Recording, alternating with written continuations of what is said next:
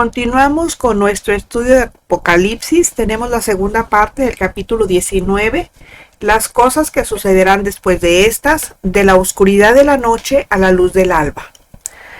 Apocalipsis 19:12. Sus ojos eran como llama de fuego y había en su cabeza muchas diademas y tenía un nombre escrito que ninguna conocía sino él mismo. Tal y como lo vio en Apocalipsis 1:14, dice su cabeza y sus cabellos eran blancos como blanca lana, como nieve, sus ojos como llama de fuego. Es el mismo Cristo, y como dice Hebreos 12:29, porque nuestro Dios es fuego consumidor. Los ojos de Cristo el Rey son de fuego dirigidos hacia sus enemigos y pueden traspasar y ver en el interior de cada corazón. Esta vez se presenta como Rey, porque sobre su cabeza hay muchas diademas. El diablo, representado por el dragón, solamente tenía 7, pero Cristo las tiene todas, incluidas las del diablo, que las tiene momentáneamente, porque debido a la desobediencia del hombre se apropió del mundo, pero como veremos, ya le queda muy poco tiempo.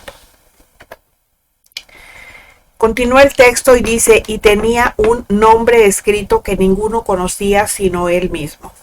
No dice dónde lo llevaba escrito. Si lo veía escrito es que posiblemente estaba a la vista. La diferencia es que no era posible que alguien, excepto él mismo, pudiera descifrarlo. Era un nombre que tenía un significado, pero que solamente él lo entiende, porque solo es para él. Tendrá que ver con su relación con el Padre. Recordemos las palabras del propio Jesús en Juan 10:30 cuando dijo, y yo y el Padre uno somos. El hecho de que está escrito indica firmeza, rotundidad y eternidad, y quiere decir que es eterno, igual que eterna es la palabra escrita. Apocalipsis 2:17. El que tiene oído, oiga lo que el Espíritu dice a las iglesias. Al que venciere, daré a comer del maná escondido y le daré una piedrecita blanca, y en la piedrecita he escrito un nombre nuevo, el cual ninguno conoce sino aquel que lo recibe. Como leemos, el Señor promete dar a los vencedores de la iglesia de Pérgamo un nuevo nombre que ninguno conoce, excepto el que lo recibe. Pero como también ya vimos en su momento, esta prerrogativa no es exclusiva de esa iglesia, es para todos los fieles. Recuerden que la iglesia está representada en las 7 iglesias. Ese nombre es algo más que un simple nombre. Digamos que es más bien el significado del nombre. Y esta piedrecita blanca llevará un nuevo nombre porque en la eternidad Dios lo dará a cada uno de acuerdo con su llamamiento. Ya tenemos ejemplos. En el caso de Abraham, Padre excelso, Dios le cambió el nombre por el de Abraham, que significa padre de multitudes, o el de Jacob, que significa engañador, lo cambió por el de Israel, que significa el que lucha con Dios. Apocalipsis 19:13 dice, estaba vestido de una ropa teñida en sangre y su nombre es el Verbo de Dios. Por si había alguna duda, aquí se nos aclara totalmente quién es el jinete. La ropa representa un manto que era la prenda que llevaban los generales romanos en las batallas. Dice que estaba teñida, o sea, bañada, salpicada, manchada de sangre, que no es la suya. No olvidemos que Cristo viene como general en jefe de parte de Dios.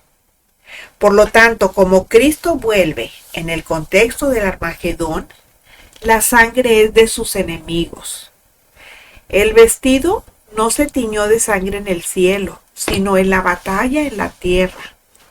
La escena describe precisamente la batalla de Armagedón.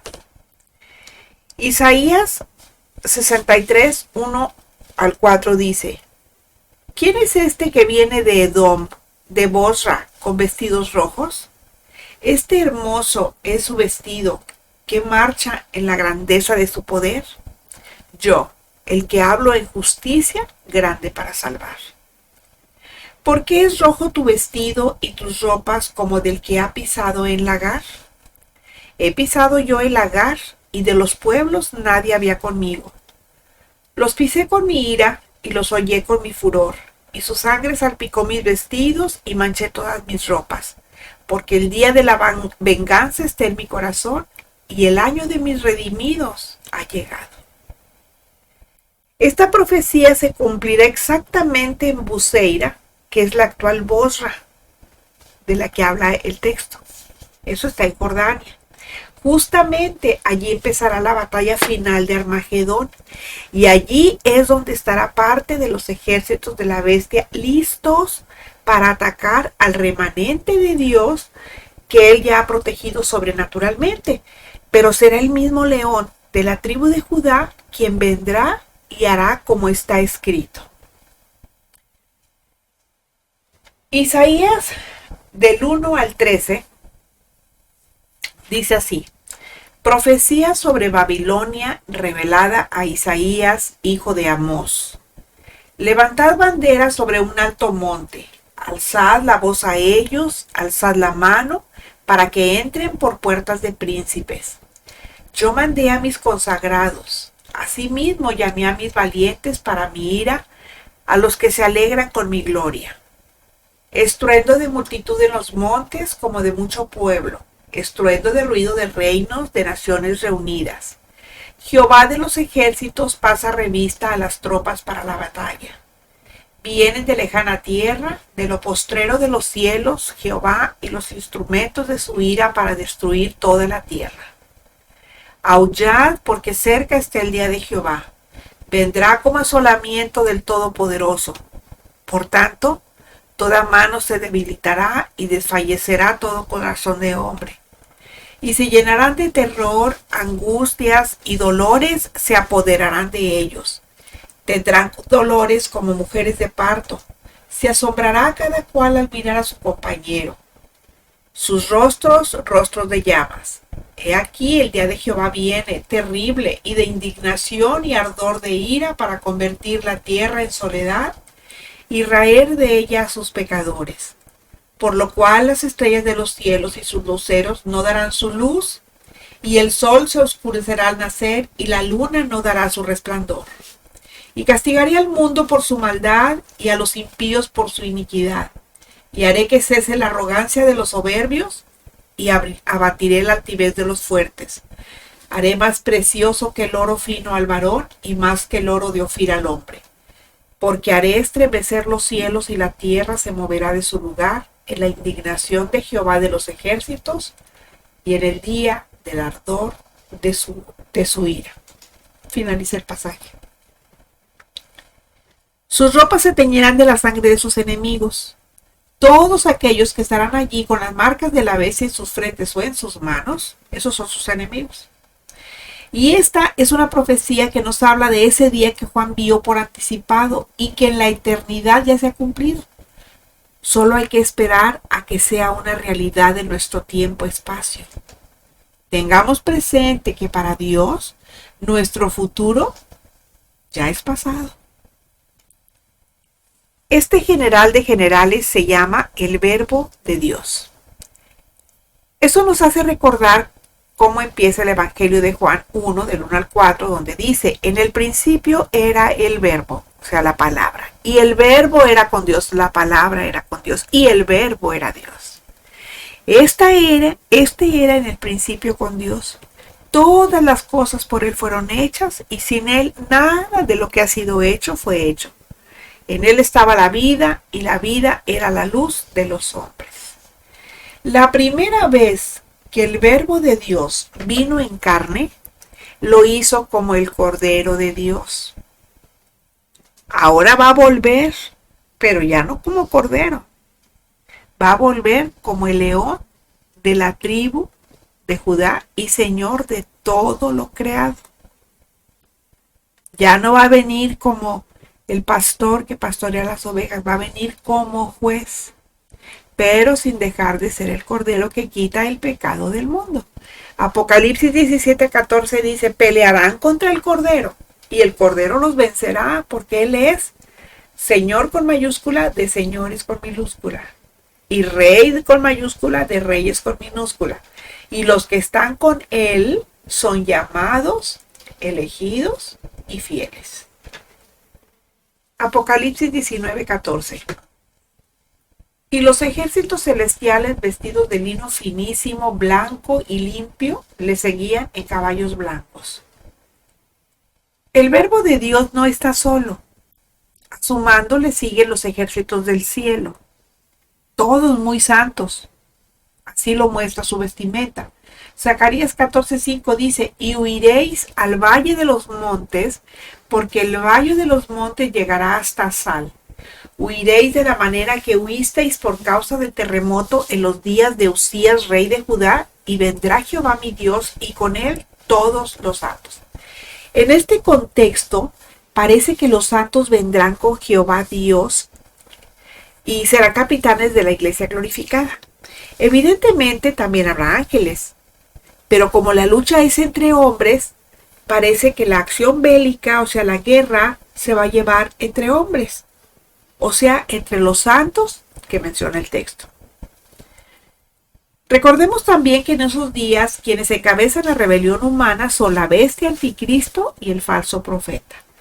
Dice Apocalipsis 17:14, pelearán, o sea, refiriéndose a la bestia anticristo y al falso profeta, contra el Cordero, y el Cordero los vencerá porque él es Señor de reyes y Rey de reyes, Señor de señores y Rey de reyes, y los que están con él son llamados y elegidos y fieles.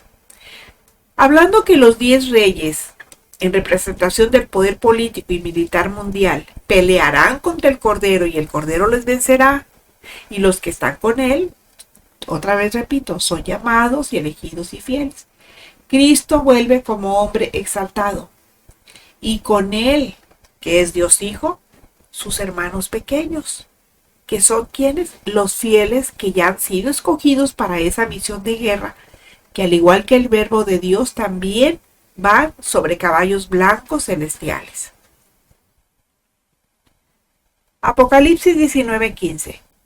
De su boca sale una espada aguda para ir con ella a las naciones, y él las regirá con vara de hierro, y él pisa el lagar del vino del furor y de la ira del Dios Todopoderoso.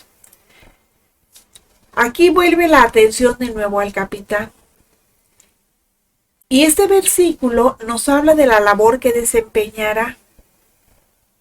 La espada bien afilada que sale de su boca, la espada larga, o sea, la que se usaba para combatir a campo abierto, que era de doble filo, significa que el poder es la palabra que sale de su boca.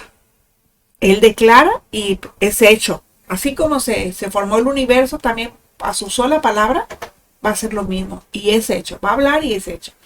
Hablará palabras de juicio contra las naciones impías, las cuales en su momento van a ser regidas con vara de hierro, con firmeza y severidad hasta que haya justicia. Por eso dice, los quebrantará con vara de hierro en el Salmo 2:9. Isaías 11:4 también nos dice, herirá la tierra con la vara de su boca y con el espíritu de sus labios matará al impío. Esto último es una clara alusión al anticristo. En ese momento, la última batalla de Armagedón ya está teniendo lugar. Y el Señor destruye las hordas de la bestia con la palabra de Dios, que es la espada del Espíritu, la cual sale de su boca. Después de eso, andar en Bosra, eso ya lo vimos en Isaías 63 del 1 al 6, dice en Zacarías 14:4 que en aquel día se afirmarán sus pies sobre el monte de los olivos que está enfrente de Jerusalén al oriente, y que el monte de los olivos se partirá por la mitad de este a oeste, formando un valle muy grande. La mitad del monte se va a apartar hacia el norte y la otra mitad hacia el sur. De esta manera, el remanente de los judíos fieles que habrán quedado en Jerusalén van a poder escapar de la persecución feroz de la bestia anticristo. Eso ya viene en Zacarías 14:5. Hecho esto, seguidamente el Rey de Reyes peleará contra esa bestia, cumpliéndose lo que dice un poco más adelante.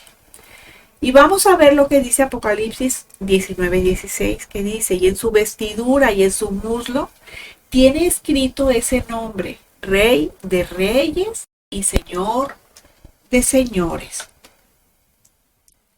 El Señor tocó a Jacob en su muslo en Peniel, cuando veía que no le doblegaba. Y Jacob en ese momento representaba la fuerza y el empecinamiento humanos. Cuando contra viento y mareo, el hombre quiere hacer algo o desea algo. La carne del hombre buscando un bien personal está representado ahí. Por lo tanto, el Señor tuvo que intervenir y tocarle en un lugar débil para que dejara de luchar. Eso ya lo vimos al principio en Génesis 32:25. Dice, y cuando el varón vio que no podía con él, tocó en el sitio del encaje de su muslo y se descoyuntó el muslo de Jacob mientras con él luchaba. Es como en el tendón de Aquiles, que se le conoce como el tendón de Aquiles. Bueno, en ese acto, el Señor le quitó a Jacob la fuerza carnal para que no dependiera tanto de sus habilidades, sino para que aprendiera a depender del Señor. Pero esta vez, el que monta el caballo blanco no solo lleva su nombre, que bien merece, ¿verdad?, en el manto de mando, lo lleva también en el muslo, que dice Rey de Reyes, Señor de Señores. Y ese nombre no fue ganado con la fuerza humana.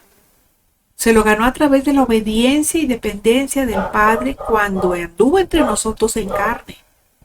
Porque no olvidemos que él fue hombre, como nosotros. ¿Sí? Pero fue creado como Adán, antes de que Adán se cayera en pecado. ¿Sí? Él fue hombre. Ese es el niño que nos es nacido. Ese es el hombre. Hijo nos es dado, ese ya es Jesucristo, el Salvador. ¿Sí? Entonces, el Señor le quitó la fuerza carnal a Jacob, aunque fue para bien suyo, obviamente. Ahora el Señor le va a quitar la fuerza al hombre que ha sido vendido a la rebelión contra Dios y a su Hijo, y le va a doblegar, o sea, lo va a vencer. Apocalipsis 19, 17 y 18 dice, y vi a un ángel que estaba en pie en el sol y clamó a gran voz diciendo a todas las aves que vuelan en medio del cielo, venid y congregaos a la gran cena de Dios, para que comáis carne de reyes y de capitanes, y carnes de fuertes, carnes de caballos y de sus jinetes, y carnes de todos, libres y esclavos, pequeños y grandes. Con todo lo simbólico que esto nos pudiera parecer, el hecho es que la Escritura nos dice que un ángel estará erguido sobre el sol. Esto nos da a entender que desde una perspectiva natural, ese día en concreto va a ser un día muy especial. Y así será, porque lo leemos también en los profetas. En Zacarías 14, 6 a 7 dice, acontecerá que en ese día no habrá luz, ni frío, ni hielo. Será un día único, solo conocido por Jehová, en el que no habrá ni día ni noche. Nosotros no hemos conocido un día así. Y el único que lo conoce es el Señor. Apocalipsis 19, 9 dice, y el ángel me dijo, escribe, bienaventurados los que son llamados a las cenas de las bodas del Cordero, y me dijo, estas son palabras verdaderas de Dios. Recordemos que hay una declaración de bienaventuranza que tendrán los invitados a la cena de las bodas del Cordero. Eso lo vimos la semana pasada. Ese beneficio lo recibirán las mismas aves de los cielos con la cena que se les sirve ante su vista. Este es el contraste entre los justos y los injustos. Los cuervos, buitres y grajillas van a recibir mejor trato con respecto a los injustos, tanto grandes y poderosos como pequeños y débiles. La invitación del ángel a las aves del cielo para que se sacien de los enemigos de Dios será desde una posición de mayor altura, como es desde el sol mismo, indicando el extremo y poderoso resultado de lo que allí va a acontecer. Zacarías 14, 12 y 13 nos narra cómo Dios castigará a los inicuos en ese día. Y dice así, y esta será la plaga con que herirá Jehová a todos los pueblos que pelearon contra Jerusalén. La carne de ellos se corromperá estando ellos sobre sus pies, y se consumirán en las cuencas sus ojos, y la lengua se les deshará en su boca, y acontecerá en aquel día que habrá entre ellos gran pánico enviado por Jehová, y trabará cada uno de la mano de su compañero, y levantará su mano contra la mano de su compañero. La destrucción será absoluta. Y los mismos judíos pelearán contra la bestia y sus ejércitos. Zacarías 14:14, su parte A nos dice, y Judá también peleará en Jerusalén. Apocalipsis 19:19. Y vi a la bestia, a los reyes de la tierra y a sus ejércitos reunidos para guerrear contra el que montaba el caballo y contra su ejército. Juan ve reunidos para responder a la agresión que viene de lo alto, enfundados en el cuerpo del séptimo rey, a la bestia anticristo junto con todos sus secuaces internacionales. No se quedarán impasibles ante la venida gloriosa de Cristo. Ellos vienen a destruir Jerusalén. El diablo, a través de los suyos, va a tener la tremenda osadía de intentar pelear contra Dios y los suyos. Y en ese momento acontecerá lo que está escrito en el Salmo 2:4, que dice, el que mora en los cielos se reirá. El Señor se burlará de ellos.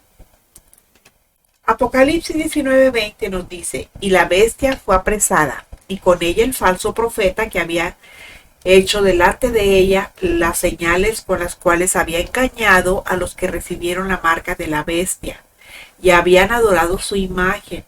Estos dos fueron lanzados vivos dentro de un lago de fuego que arde con azufre. Finalmente, la bestia anticristo, enfundado en el cuerpo del séptimo César, ha sido apresado. Obviamente, en el tiempo de Dios, o sea, en el tiempo Kairos, eso ya ha ocurrido. Pero en el tiempo Cronos, el nuestro, el que sí se puede medir, todavía no ocurre, es futuro para nosotros. Bueno, pues junto con él, el falso profeta, que es jefe de la nueva religión anticristo, van a ir juntos al lago de fuego. Las señales con las que cautivó al mundo entero, ajeno a Dios, en esos momentos ya no le van a servir para nada. Ya no, pues ya para qué las va a querer. Porque esta vez al diablo no se le va a permitir engañar al mundo con otra falsa resurrección de su hijo, de perdición obviamente, como la otra vez que se vio en Apocalipsis 13, el 13 al 14. Los marcados que queden en esos días no podrán dar crédito a sus ojos al ver que sus dos dioses con minúscula son capturados. Estos dos son los que inaugurarán el lago de fuego que arde con azufre. Ese lugar no es propiamente el infierno, ¿eh? Ese es un lugar preparado ex profeso para el diablo y sus demonios. Y por consiguiente, para todos los que son suyos. ¿Y quiénes son los que son suyos? Pues los que no son de Cristo.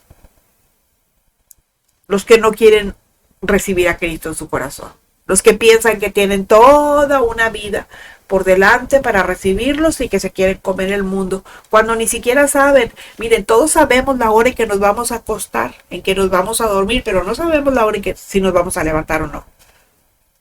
No pueden saber si dormidos se quedan. El Señor los llama a rendirle cuentas. Pues el que se muera sin haber recibido a Cristo, pues le va a ir a hacer compañía. Bueno, no va a estar solo, va a estar con el diablo y sus demonios y con muchas personas que también rechazaron a Cristo a través de la historia de la humanidad. Bueno, aquellos dos serán los primeros en ser arrojados al lago de fuego y azufre.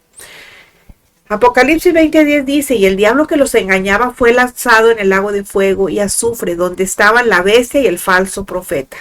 ¿Se fijan? Ahí estaban ellos primero esperando con los brazos abiertos a todo el que quisiera irse, con todo y tenis, con todo y bautizadito con agua, con todo y que andaba ungiendo y aventando aceite desde el avión, con todo el que dio diezmos y estaba en la iglesia durmiéndose creyendo que con eso era salvo. Bueno, todos ellos van a ser atormentados día y noche por los siglos de los siglos. Y lo harán estando todavía vivos, eso es lo peor. Y eso como mínimo tiene 3 significados. Uno, que serán plenamente conscientes de lo que les ocurre. O sea, ellos estarán dando cuenta de lo que les va a ocurrir. Segundo, que ya no habrá juicio previo porque ya lo hubo. Y tercero, el castigo eterno para ellos es sin dilación de ninguna clase, o sea, no se va a detener por nada. El castigo va a ser y va a ser.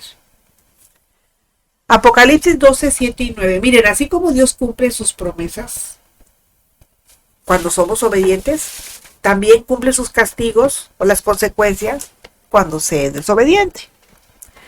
Apocalipsis 12, 7 y 9. Después hubo una gran batalla en el cielo. Miguel y sus ángeles luchaban contra el dragón y luchaban el dragón y sus ángeles, pero no prevalecieron. Ni se halló ya lugar para ellos en el cielo, y fue lanzado fuera el gran dragón, la serpiente antigua que se llama Diablo y Satanás, el cual engaña al mundo entero. Fue arrojado a la tierra y sus ángeles fueron arrojados con él. En el comienzo de la gran tribulación, 42 meses antes de la segunda venida de Cristo, ocurre una guerra en el cielo entre Miguel, el jefe de los santos ángeles, en contra de Satanás, descrito como el dragón y sus ángeles. A ellos se les conoce como ángeles caídos.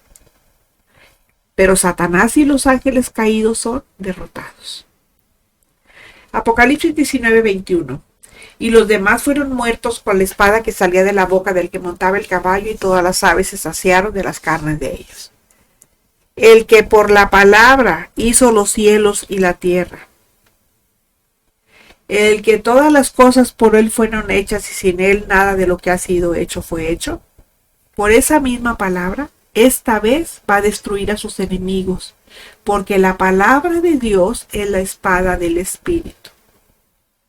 Dice Efesios 6:17, y tomad el yelmo de la salvación, el que te recuerda quién eres en Cristo, de dónde te sacó y ahora qué eres. Y la espada del Espíritu, que es la palabra de Dios, a los cuales dio más que suficiente tiempo y oportunidades a lo largo de la historia para que se arrepintieran. Pero no quisieron. Todos los enemigos de Cristo opuestos frontalmente a él, a los que todos dicen que no, no, no, no, no, van a morir en aquel día.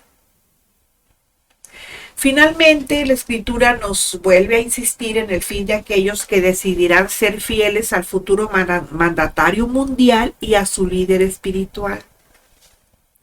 Esta es claramente una advertencia para quienes sepan esto y vivan en ese tiempo, para que desistan a la tentación de dejarse poner la marca o el nombre de la bestia en su frente o en su mano con el fin de obtener beneficios materiales o de seguridad. Miren, acaban de hacer un ensayo para que vean lo facilita que es la gente. Que por desconocimiento a todos dicen que sí, sin saber que están atentando en contra de ellos. Para mí, eso fue un claro ensayo.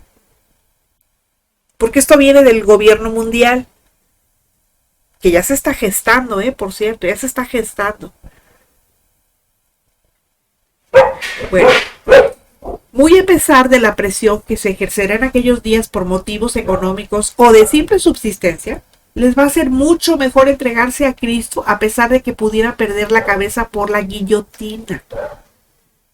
A ver, ¿quiénes son los que le quitan la vida a las personas decapitándolos? ¿Quiénes son? ¿Qué religión practican? Bueno, pues esos que ustedes están pensando ya están llegando a España por todos lados. Están llegando a Europa más bien por España, por Italia. Y eso está siendo pagado, todo eso, por los ensotanados. Entonces, pónganse a pensar. Ahora, si no me creen, pónganse a investigar para que vean que yo no les estoy diciendo mentiras. Apocalipsis 21:8 dice, pero los cobardes e incrédulos. ¿Quiénes son los cobardes? Los que no quieren recibir a Cristo. ¿Quiénes son los incrédulos? Los que no quieren recibir a Cristo. Son cobardes porque les da pena que les digan, ay, ya eres cristiano, ay, ya eres aleluya, ay, ya esto, ay, ya. Por eso no quieren.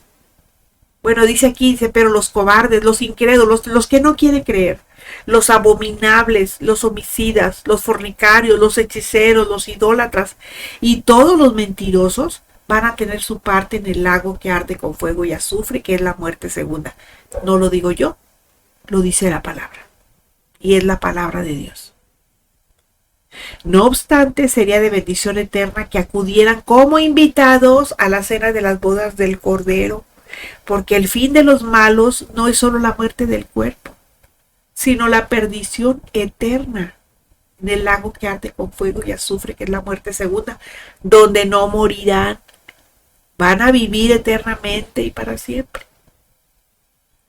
Gracias a la revelación de este libro, entendemos que el reino de Dios va a ser establecido por el Rey de Reyes y Señor de Señores, tal y como se describe.